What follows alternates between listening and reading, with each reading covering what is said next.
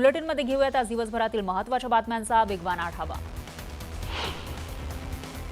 नांदेड शहरातील श्रावती नगर, तेहरान नगर, लुंबिनी नगर आणि सादत नगर या भागामध्ये मोठ्या प्रमाणात पाणी साचलं। नांदेडमधील पुराची ड्रोनद्वारे टिपलेली दृश्य न्यूज 18 लोकमतवर आपण बघू शकताय। नांदेड जिल्ह्यामध्ये गेल्या 2 दिवसांपासून सुरू असलेल्या मुसळधार पावसामुळे गोदावरी नदीमध्ये पाण्याची आवक वाढलेली आहे। गोदावरी नदीला पूर आला, त्यामुळे विष्णुपुरी धरणाचे 11 दरवाजे उघडण्यात आले। धरणातून 1,30,000 क्युसेकने विसर्ग सुरू करण्यात आला। भंडारा जिल्ह्यामध्ये मुसळधार पावसामुळे वैनगंगा नदीच्या पाणी पातळीत वाढ झाली आहे, त्यामुळे गोसेखुर्द धरणाचे 17 दरवाजे अर्ध्या मीटरने उघडण्यात आले। धरणातून 72,788 क्युसेकने पाण्याचा विसर्ग सुरू आहे। नांदेडमध्ये मुसळधार पावसाने हजेरी लावलेली आहे, यामुळे जिल्ह्यातील विविध भागामध्ये पूरस्थिती कायम आहे। 6 तालुक्यांमध्ये अतिवृष्टी झाली आहे। दरम्यान जिल्हा प्रशासनाने आपत्ती व्यवस्थापनसह एसडीआरएफचं पथक सज्ज ठेवलंय।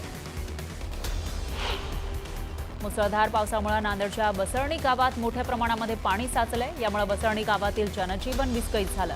रस्तेही जलमय झाले, त्यामुळे वाहतूक ठप्प झाली। नांदेड जिल्ह्यातील पावसाच्या आणि पुराच्या स्थितीवर मुख्यमंत्री फडणवीस हे लक्ष ठेवून आहेत। जिल्हाधिकाऱ्यांच्या ते संपर्कात आहेत, अशी माहिती मुख्यमंत्री कार्यालयाने दिली आहे। सर्व यंत्रणा अलर्ट मोडवर ठेवण्याचे आदेश मुख्यमंत्र्यांनी जिल्हाधिकाऱ्यांना दिले। वर्ध्यामध्ये गेल्या 2 दिवसांपासून जोरदार पाऊस सुरू आहे। जिल्ह्यातील अनेक नद्यांना पूर आलाय। आर्वी तालुक्यामध्ये वर्धमनेरी परिसरात झालेल्या मुसळधार पावसामुळे नाले दुथडी भरून वाहत आहेत, तर समुद्रपूर तालुक्यामध्ये ताडगाव इथं शेतात मोठ्या प्रमाणात पाणी साचलं। वाशिम जिल्ह्यातील वाशिम, रिसोड आणि मानोरा या तालुक्यामध्ये झालेल्या मुसळधार पावसामुळे नदी नाल्यांना पूर आला। सोंडा अनसिंग मार्गावरील नाल्याला पूर आला, त्यामुळे अनेक गावांचा संपर्क तुटला। बीडचा माजलगाव प्रकल्प हा 85% भरलेला आहे। पावसाचा जोर कायम राहिल्यास पाण्याचा विसर्ग सुरू केला जाणार आहे, त्यामुळे सिंदफणा नदीकाठच्या नागरिकांना सतर्कतेचा इशारा देण्यात आला आहे। बीडच्या आष्टी तालुक्यामध्ये 2 दिवसांपासून जोरदार पाऊस सुरू आहे। पावसामुळे चोभा निमगाव इथं कडी नदीनं धोक्याची पातळी ओलांडली आहे। चोभा निमगाव इथला पूल पाण्याखाली गेलाय, त्यामुळे इथला वाहतूक ही विस्कळीत झाली आहे। काढणीला आलेल्या पिकांचंही मोठं नुकसान झालंय।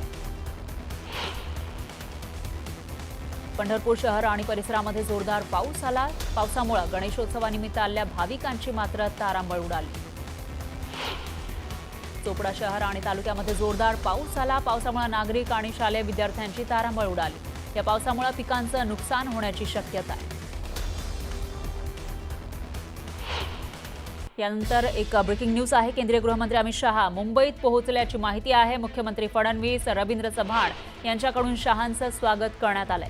केंद्रीय गृहमंत्री अमित शहा हे सह्याद्री अतिथीगृहावर जाणार असल्याची माहिती समोर येते। आताची सगळ्यात मोठी आणि महत्त्वाची अपडेट, आणि हा फोटो आपण बघू शकतो। देशाचे गृहमंत्री आणि भाजपमधील एक मोठे नेते अमित शहा मुंबईमध्ये पोहोचलेले आहेत। ते लालबागच्या राजाचं दर्शन घेणार आहेत, इतरही गणरायाचं दर्शन ते घेणार आहेत। दरम्यान आता ते पोहोचलेले आहेत मुंबईमध्ये।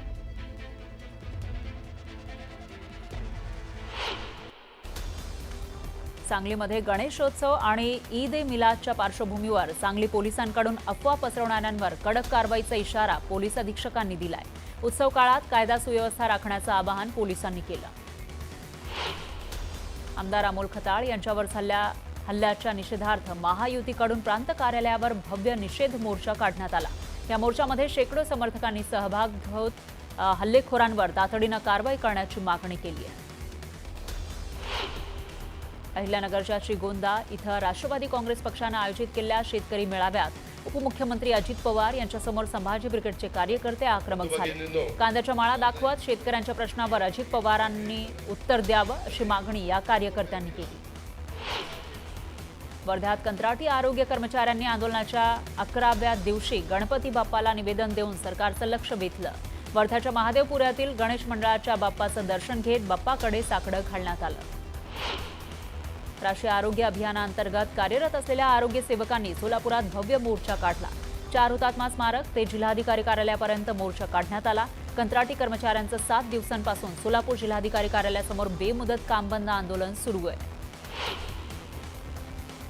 सांगलीमध्ये सदाभाऊ खोत आणि इद्रिस नायकवाडी यांच्या विरोधात आंदोलन करण्यात आलं. गोरक्षकांबाबत केलेल्या वक्तव्याचा शिवप्रतिष्ठान युवा हिंदुस्थान संघटनेनं निषेध केला. दरम्यान मनोज जरांगे पाटलांच्या आंदोलनावरून जोरदार राजकारण सुरू झालं आहे. काही राजकीय पक्ष जरांगेंच्या खांद्यावर बंदूक ठेवून राजकारण करत असल्याचा आरोप मुख्यमंत्री फडणवीसांनी केला होता. आणि महायुतीमध्ये घमासान सुरू असल्यामुळे फडणवीसांच्या बंदुकीचा रोख नेमका कोणाकडे आहे असा प्रश्न उद्धव ठाकरेंनी उपस्थित केला. काही राजकीय पक्ष हे त्यांच्या खांद्यावर बंदूक ठेवून आपला फायदा करण्याचा प्रयत्न करत आहेत. त्यांच्या बंदुकीचा रोख कोणाकडे आहे? देवेंद्र फडणवीसांच्या. हे पहिलं त्यांना विचारा की कोणी कोणाच्या खांद्यावर बंदूक ठेवले, हे बंदूक ठेवणारे कोण आहेत?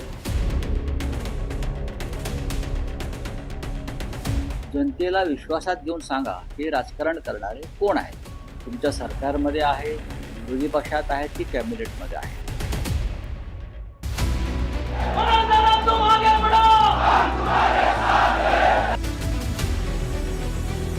मनोज जरांगे पाटलांचं आंदोलन आणि त्यावरनं राजकीय आरोप प्रत्यारोप सुरू झाले.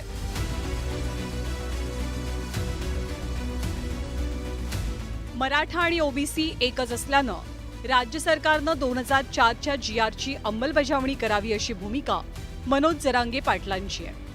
मराठा आणि कुणबी एकच असल्याचं त्या GRमध्ये नमूद करण्यात आलंय. ओबीसीमधनंच आरक्षण घेण्याच्या मुद्द्यावरती जरांगे पाटील ठाम आहेत आणि त्याच मागणीसाठी त्यांनी आंदोलनाचा पवित्रा स्वीकारलाय. या मुद्द्यावरनं मुख्यमंत्री देवेंद्र फडणवीसांनी विरोधकांना घेरणारं सूचक विधान केलं. काही लोक जाणीवपूर्वक हा प्रयत्न करतायत की हे कसं एस्केलेट झालं पाहिजे, कसे दोन समाज एकमेकासमोर आले पाहिजेत, कसं ओबीसी आणि मराठा असं भांडण लागलं पाहिजे. काही लोकांचे स्टेटमेंट सकाळी बघितले, त्यांचे प्रयत्न काय आहेत माझ्या लक्षात येत आहेत. पण त्यांना मी सांगतो, अशा प्रकारे आंदोलनावर पोळी भाजण्याचा प्रयत्न करू नका, तुमचं तोंड भाजेल, हे मला त्यांना सांगायचं आहे. मुख्यमंत्री देवेंद्र फडणवीस यांच्या आरोपांचा जोरदार समाचार घेत उद्धव ठाकरेंनीही अनेक राजकीय हिशेब चुकते केले. मराठी माणूस मुंबईत नाही येणार तर मग सुरत आणि गुवाहाटीला जाणार का, असा प्रश्न विचारत उद्धव ठाकरेंनी एकनाथ शिंदेंना टोला लगावला. शड्डू ठोकून आरक्षण देणारे म्हणणारे आता गावी पळाले. शिवाजी महाराजांची शपथ घेऊन आरक्षण देऊ असं सांगणारे सत्तेत आहेत. हा प्रश्न तुम्ही त्यांना विचारला हवा. पुन्हा पुन्हा मुख्यमंत्री होऊनही प्रश्न का सुटत नाहीत?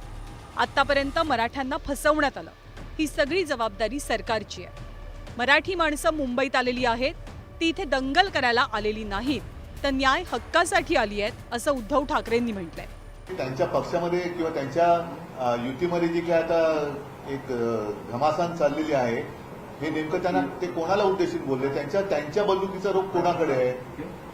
देवेंद्र फडणवीसांच्या. हे पहिलं त्यांना विचारा की कोणी कोणाच्या खांद्यावर बंदूक ठेवले, हे बंदूक ठेवणारे कोण आहेत?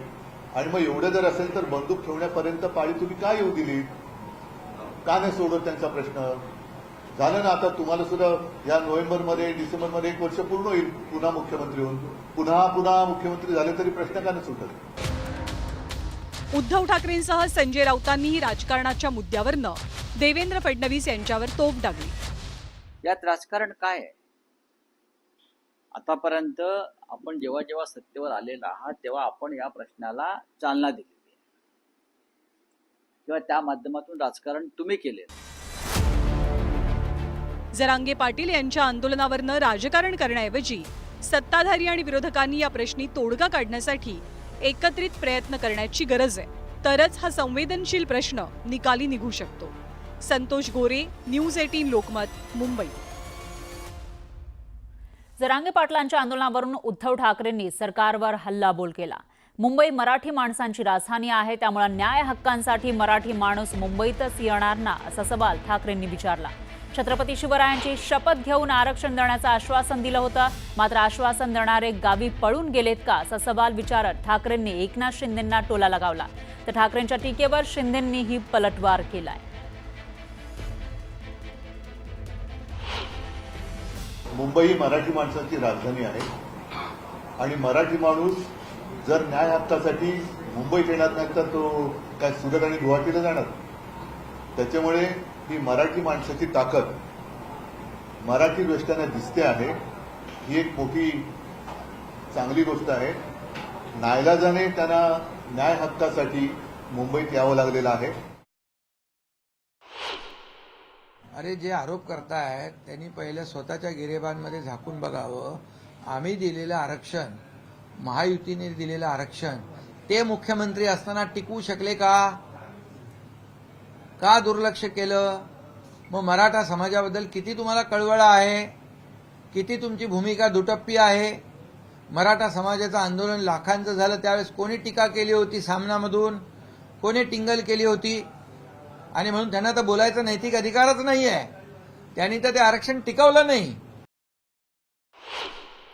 बघा, मी तुम्हाला सांगतो की पूर्ण जबाबदारी सरकारची आहे आणि ज्यांनी एक आम्ही तुम्हाला आरक्षण देऊ म्हणून शड्डू ठोकले होते ती लोक कुठे राहतात? का गावी पडाले? का नुसतीच दर्शने घेत चाललेले आहेत? एवढा जनता जनार्दन मुंबईत आल्यानंतर त्यांना सामोरे जाणं, नुसतं घरोघरी काय फिरतायत सगळीकडे? उद्धवजी, पण ओबीसी मधनं आरक्षणाची जी मागणी होते आहे या संदर्भात तुमची भूमिका काय? बघा, माझ्या भूमिकेला आता काहीच अर्थ नाहीये. माझं म्हणणं होतं, मी तेव्हा मांडलेलं आहे.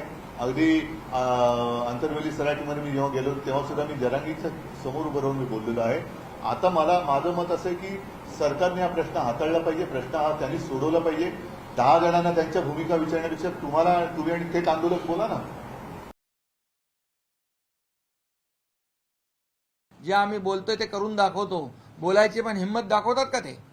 त्यांनी फक्त निवडणुकीची मतं घेण्यापुरतं ते राजकारण करतात. या ठिकाणी 5,000 अधिसंख्य पदं, 5,000 लोकांना नोकऱ्या देण्याचं काम कोणी केलं? हिंमत आम्ही दाखवली. त्यावेळेस देखील मुख्यमंत्री असताना काय हिंमत दाखवली नाही आता जे आरोप करतायत त्यांनी. आणि म्हणून त्यांनी आमच्यावर बोलण्याचा नैतिक अधिकार त्यांना नाही. ते सपसेल या मराठा समाजाच्या न्याय हक्कामध्ये अपयशी ठरलेले आहेत.